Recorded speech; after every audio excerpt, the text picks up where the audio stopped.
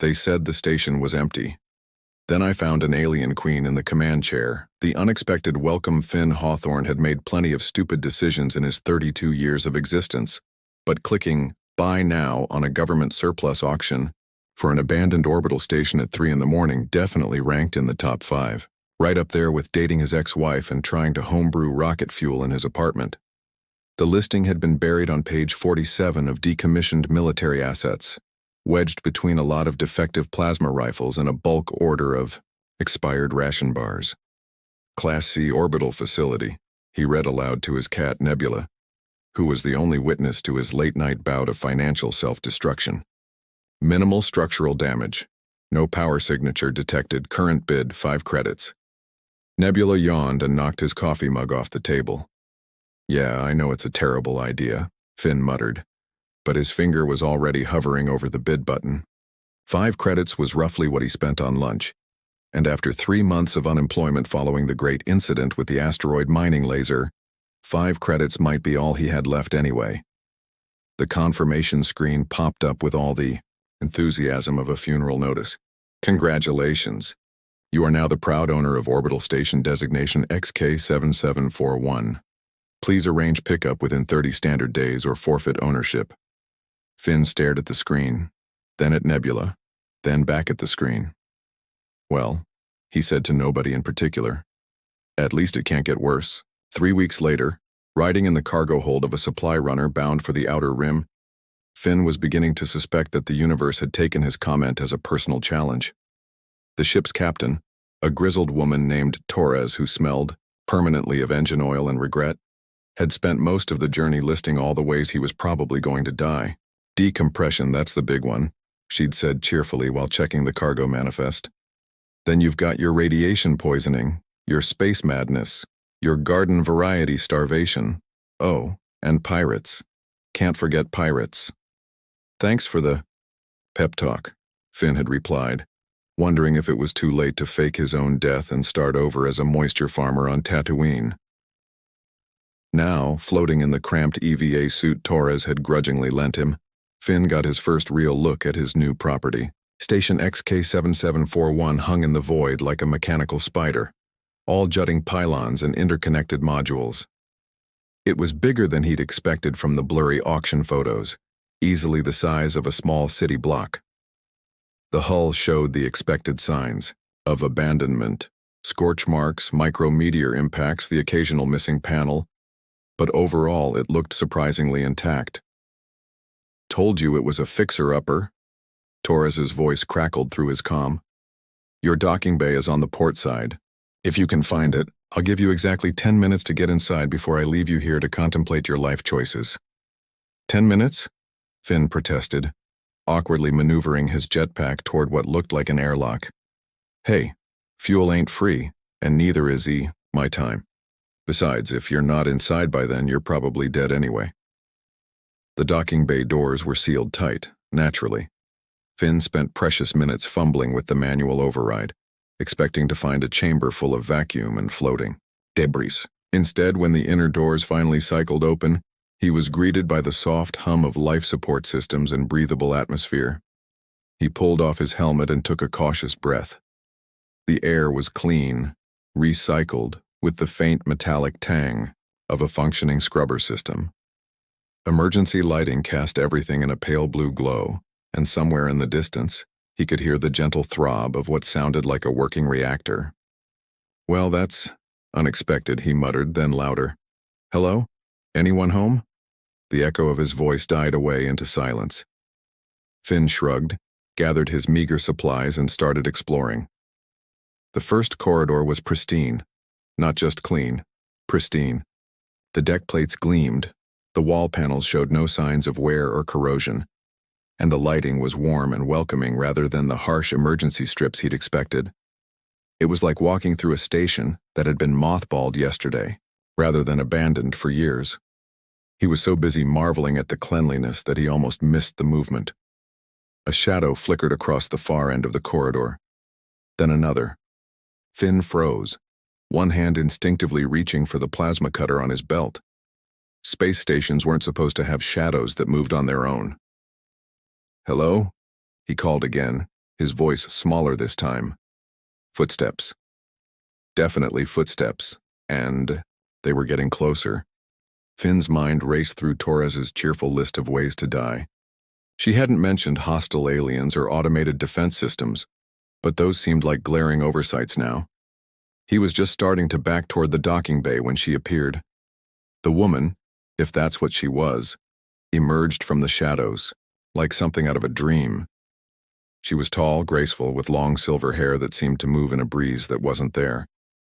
Her skin had a faint luminescent quality, and her eyes were the deep purple of a nebula at twilight.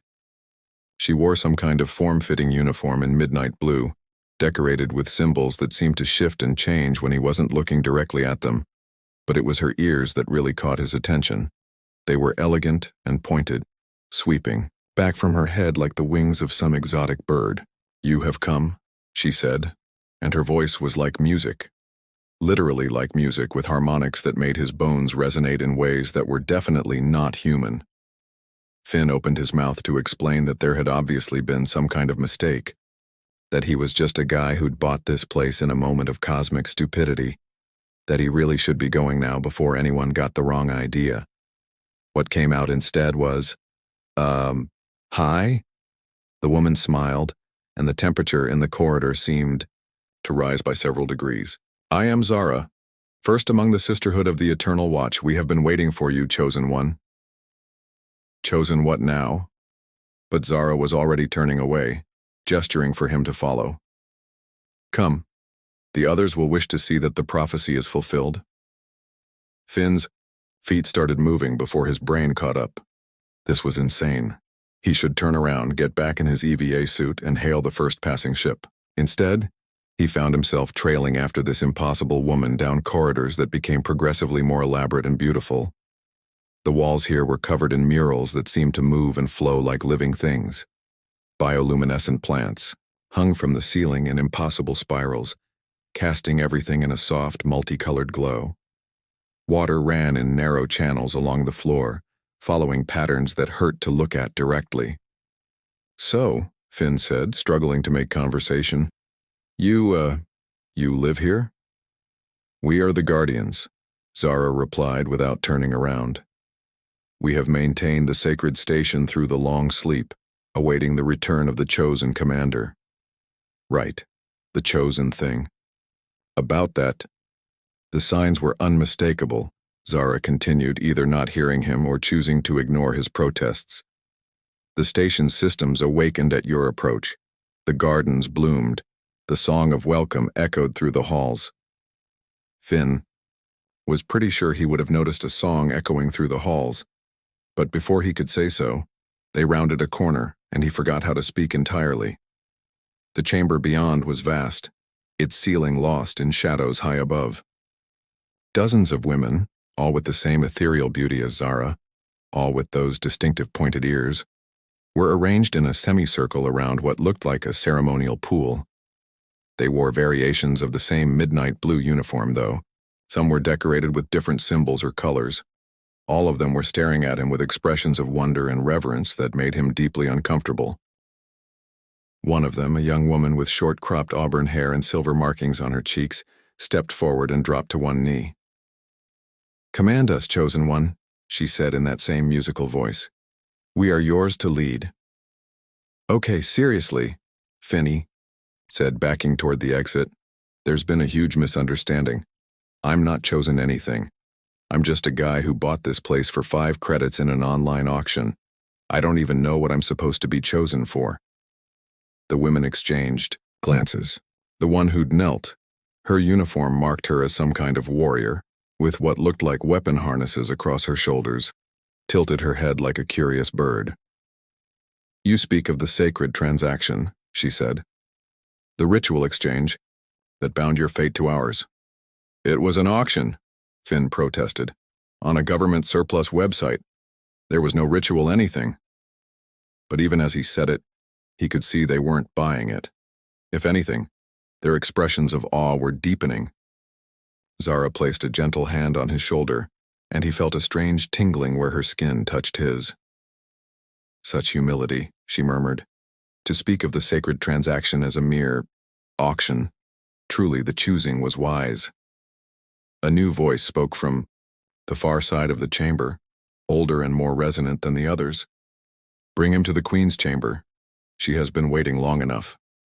Finn spun around to see a woman approaching, older than the others, with hair gone silver and eyes that held depths he didn't want to think about.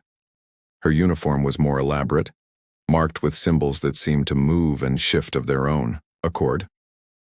I'm Vega, she said simply, the Queen's Counsel, and you, Chosen One, have a destiny to fulfill. I don't want a destiny, Finn said, but they were already surrounding him, gently but firmly guiding him toward another corridor. I just wanted a cheap place to live, maybe set up a workshop. I don't know anything about queens or prophecies or... Peace, Zara said, softly, and somehow her voice cut through his rising panic. All will be explained. The Queen will help you understand. They moved deeper into the station, through chambers that defied everything Finn thought he knew about engineering and physics. Gardens hung suspended in midair. Their roots tangled around pillars of crystallized light. Streams of water flowed upward along the walls, forming complex patterns before disappearing into hidden channels. And everywhere, the soft music that seemed to come from the very walls themselves. Finally, they stopped before a set of doors that were less doors than they were works of art, carved from some kind of dark wood that showed stars when the light hit it right, inlaid with metals that shifted color with each breath he took. Beyond these doors, Vega said solemnly, lies the heart of the station, the Queen's chamber. She has slept for 7 cycles, waiting for your arrival. 7 cycles of what? Finn asked weakly. Time, Luna said, the young warrior with silver markings. 7 cycles of our world around its star, nearly 40 of your years. 40 years. They'd been waiting 40 years for him to show up and buy their station in a moment of sleep-deprived stupidity. The doors began to open with a sound like distant thunder. Go, Zara whispered. She is waiting. And despite every instinct screaming at him to run, despite the growing certainty that he was in way over his head, Finn stepped forward into the Queen's chamber to meet whatever was waiting for him in the darkness beyond. The Queen's truth. The Queen's chamber was not what Finn had expected. Instead of a throne room or some elaborate alien palace, he found himself in what looked like a vast greenhouse. The ceiling stretched impossibly high, a dome of crystalline panels that showed the star field beyond. Bioluminescent vines cascaded down the walls in curtains of blue and gold light, and the air hummed with the kind of energy that made his teeth ache. At the center of it all sat a chair that was less furniture than living sculpture.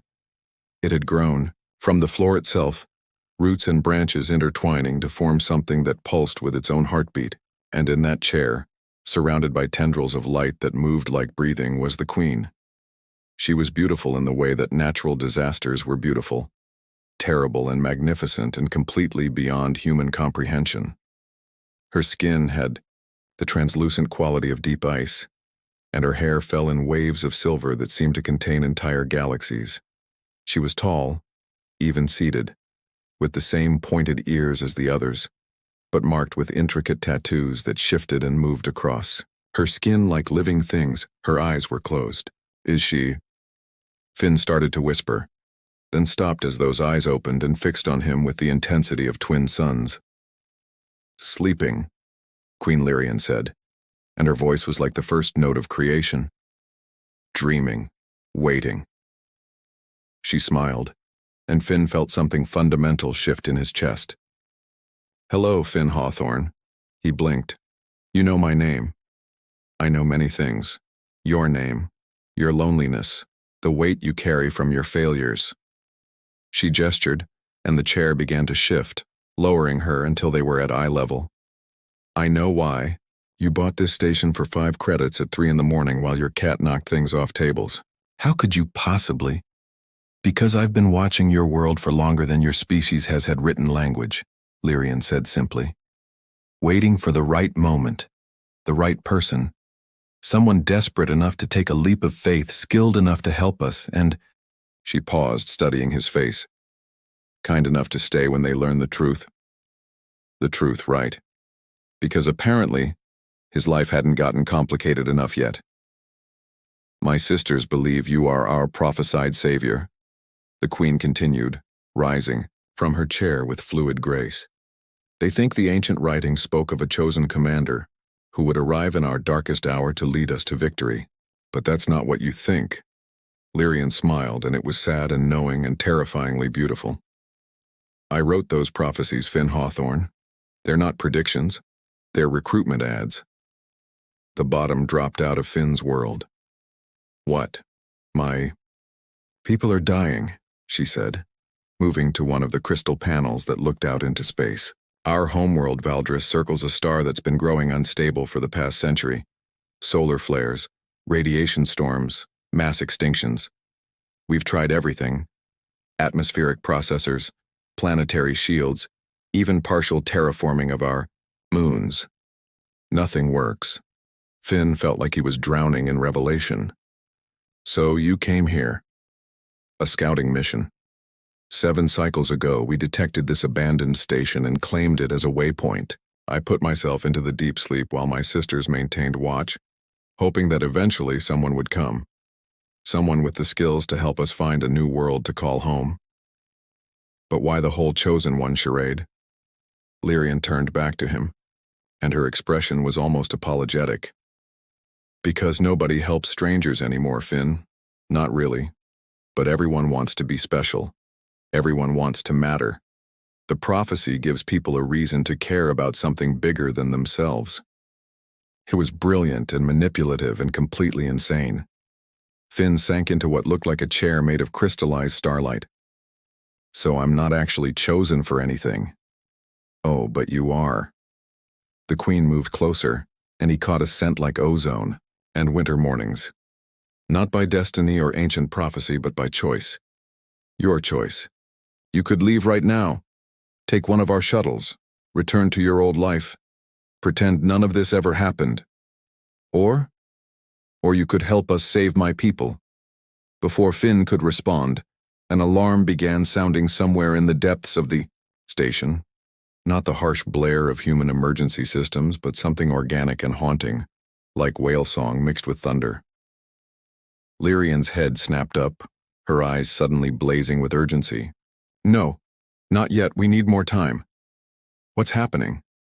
She was already moving toward a wall panel that lit up at her touch, displaying what looked like a 3-dimensional star map.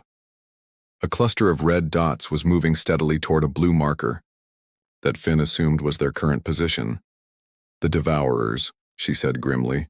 We call them that because they strip planets bare, every resource, every living thing, leaving nothing but empty rock. They followed us from Valdris. How long do we have? 6 hours, maybe less.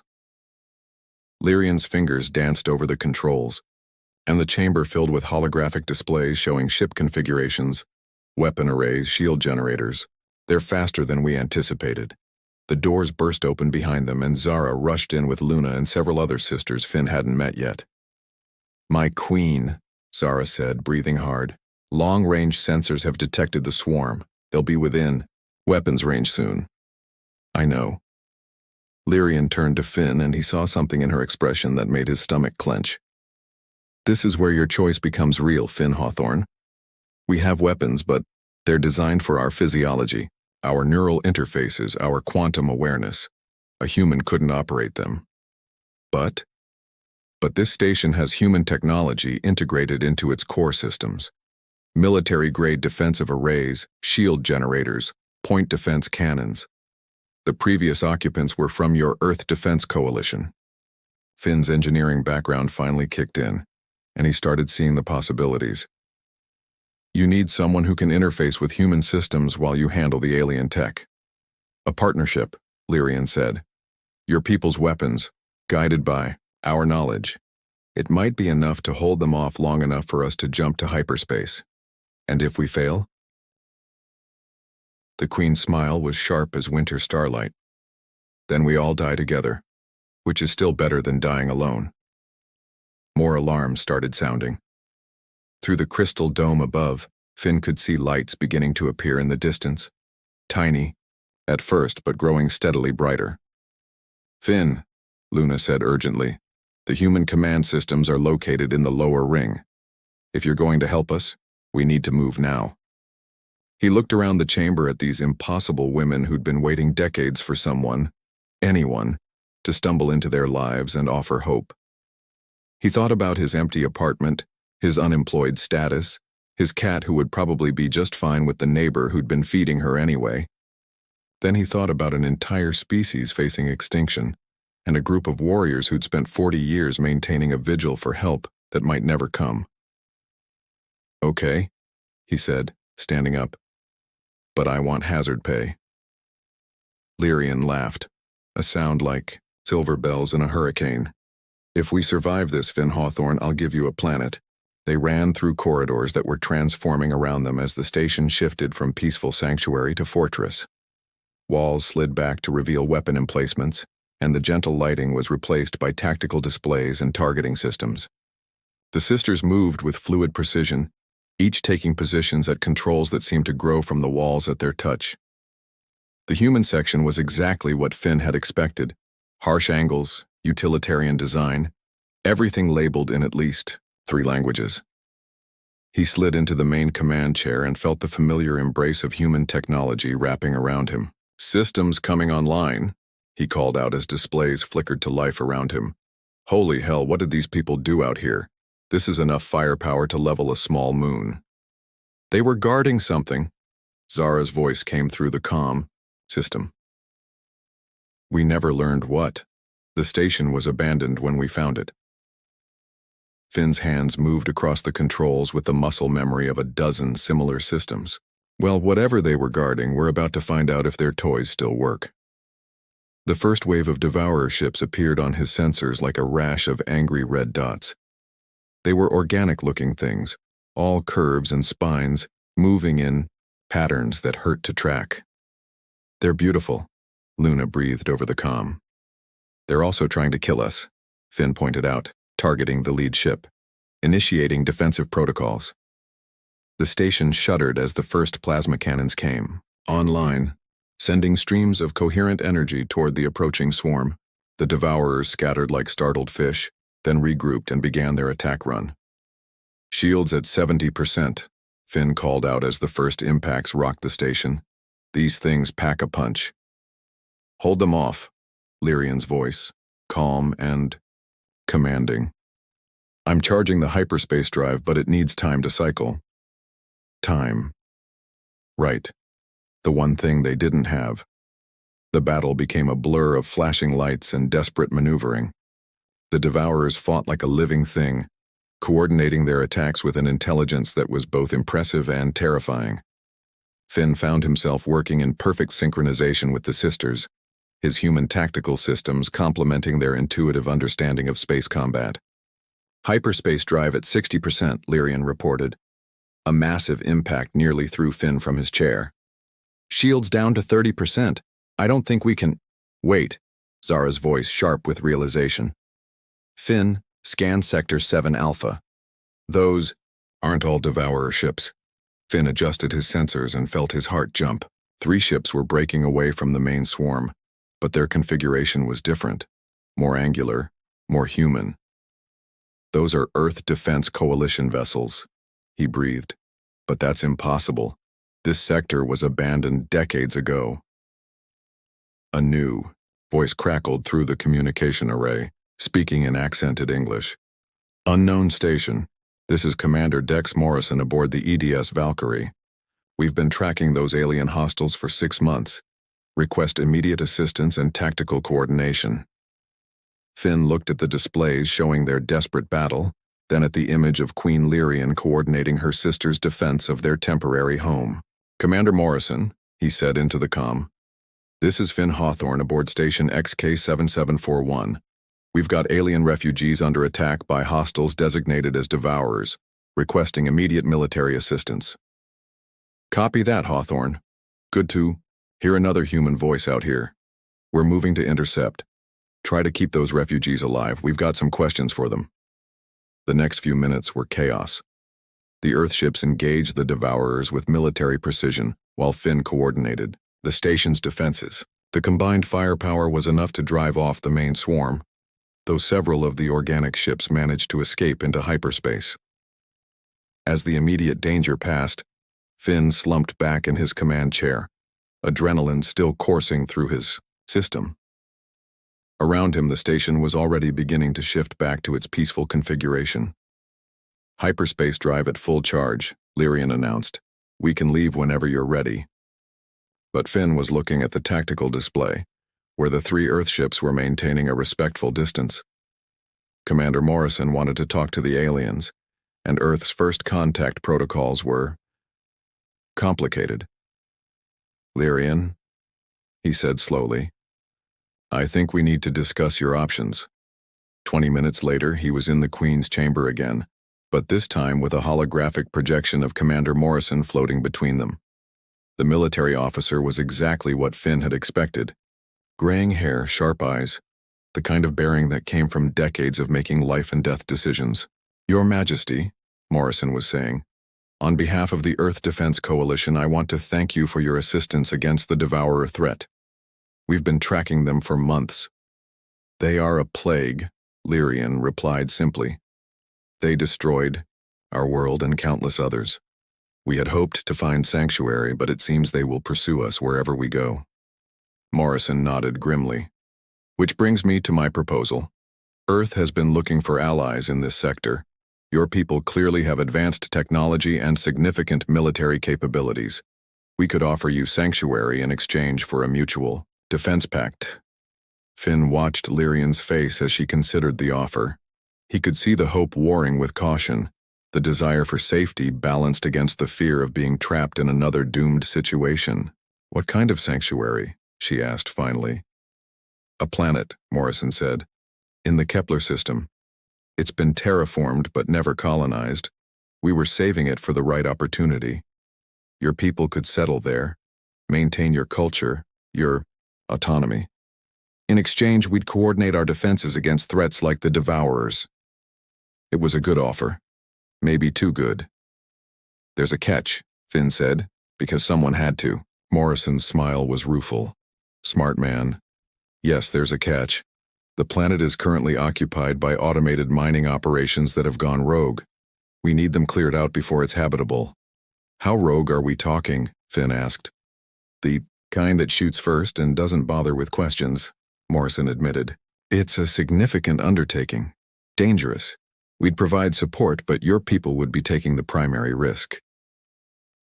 Lyrian was quiet for a long moment, her luminous eyes fixed on something only she could see. Finally, she looked at Finn. "What do you think, Chosen One?" The title made him wince. "I think you should stop calling me that. I think Commander Morrison is offering you a real chance at a future, but it's going to cost you. And I think—" He paused, surprised by what he was about to say. "I think I'd like to help." "You'd come with us?" Zara asked, stepping forward. "To Kepler." Finn looked around the chamber at these incredible women who'd welcomed him into their desperate hope. He thought about his empty life back on Luna, his failed career, his complete lack of anything resembling purpose. "Someone's got to make sure you don't get into too much trouble," he said. "Besides, you promised me a planet." Lyrian's laughter filled the chamber like music. "So I did. Very well, Commander Morrison. We accept your offer." As the holographic projection faded, and the sisters began chattering excitedly about their new future, Finn felt something he hadn't experienced in years. Hope. It was terrifying and exhilarating and completely insane. But then again, so was buying an abandoned space station for 5 credits at 3 in the morning. Some mistakes, he reflected, turned out to be the best decisions you ever made. The station began its slow turn toward the hyperspace jump point, carrying its crew of refugees and one very confused human toward whatever adventures awaited them in the Kepler system. Behind them, the empty void where they'd fought the Devourers held nothing but starlight and the promise of new beginnings. Finn settled back in his chair and smiled. For the first time in his life, he was exactly where he belonged.